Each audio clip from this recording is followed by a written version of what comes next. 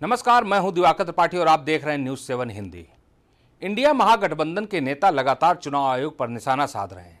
संसद से लेकर सड़क तक विपक्ष वोट चोरी का आरोप लगाते हुए हंगामा काट रहा है।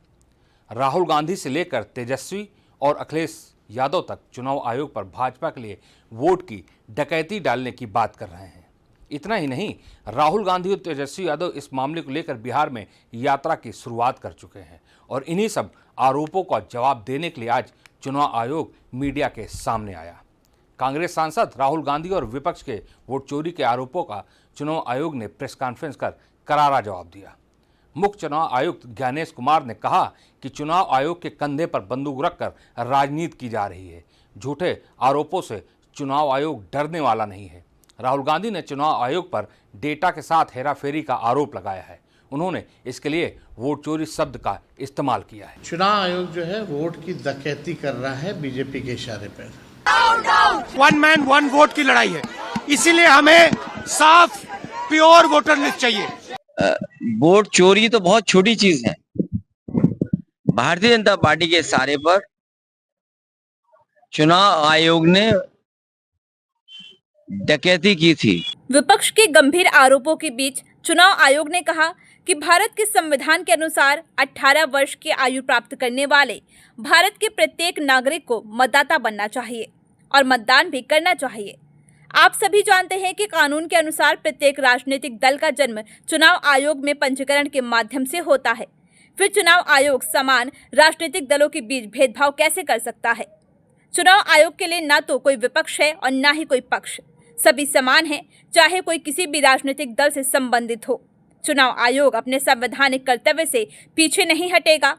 आइए आपको बताते हैं कि चुनाव आयोग की खास बातें। भारत के प्रत्येक नागरिक को जिसने 18 वर्ष की आयु पूरी कर ली है, मतदाता के रूप में नामांकन कराना चाहिए और अपने मताधिकार का प्रयोग करना चाहिए। निर्वाचन आयोग राजनीतिक दलों के बीच भेदभाव नहीं कर सकता। चुनाव आयोग के लिए सत्तारूढ़ और विपक्षी दल समान हैं। बिहार में मतदाता सूची के मसौदे पर 28,370 लोगों ने दावे और आपत्तियां दर्ज कराई हैं।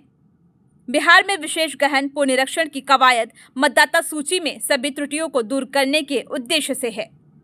निर्वाचन आयोग के दरवाजे सभी के लिए खुले हैं। बूथ स्तर के अधिकारी और एजेंट पारदर्शी तरीके से मिलकर काम कर रहे हैं।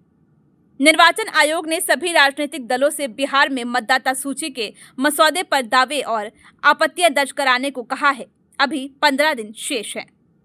ये गंभीर चिंता का विषय है कि कुछ दल और उनके नेता बिहार में एसआईआर के बारे में गलत सूचना फैला रहे हैं। तथ्य यह है कि सभी हितधारक पारदर्शी तरीके से एसआईआर को सफल बनाने के लिए काम कर रहे हैं। वोट चोरी जैसे गलत शब्दों का प्रयोग करना ठीक नहीं। यदि 45 दिन के भीतर चुनाव याचिका दायर नहीं की जाती और वोट चोरी के आरोप लगाए जाते हैं तो ये भारत के संविधान का अपमान है।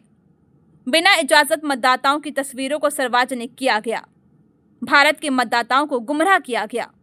चुनाव आयोग निडरता के साथ सभी गरीब, अमीर, महिला, युवा सहित सभी वर्गों और धर्मों के साथ चट्टान की तरह खड़ा है। चुनाव आयोग के कंधे पर बंदूक रखकर राजनीति की जा रही है। झूठे आरोपों से चुनाव आयोग नहीं डरता। चुनाव आयोग सभी मतदाताओं के साथ खड़ा है। ये गंभीर चिंता का विषय है कि कुछ दल और उनके नेता बिहार में एसआईआर के बारे में गलत सूचना फैला रहे हैं। सभी हितधारक पारदर्शी तरीके से एसआईआर को सफल बनाने के लिए काम कर रहे हैं।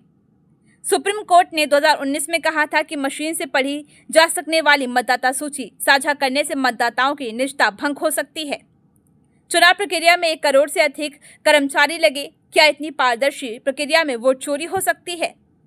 जब चुनाव की सभी उचित प्रक्रियाओं का पालन किया गया और कोई चुनाव याचिका दायर नहीं की गई तो वोट चोरी के आरोप क्यों लगाए जा रहे हैं? गौरतलब है कि किसी चुनाव कार्यक्रम की घोषणा के अलावा किसी अन्य मुद्दे पर चुनाव आयोग की ओर से औपचारिक तौर पर संवाददाता सम्मेलन यानी कि प्रेस कॉन्फ्रेंस बुलाना अपने आप में एक असामान्य बात है। बिहार एसआईआर और वोट चोरी के आरोपों पर चुनाव आयोग अब तक बयान जारी कर जवाब देता था। यह पहली बार है जब चुनाव आयोग ने जवाब देने के लिए प्रेस कॉन्फ्रेंस की है। इस खबर में फिलहाल इतना ही। देश दुनिया की तमाम खबरों के लिए आप बने रहिए न्यूज़ 7 हिंदी के साथ। नमस्कार।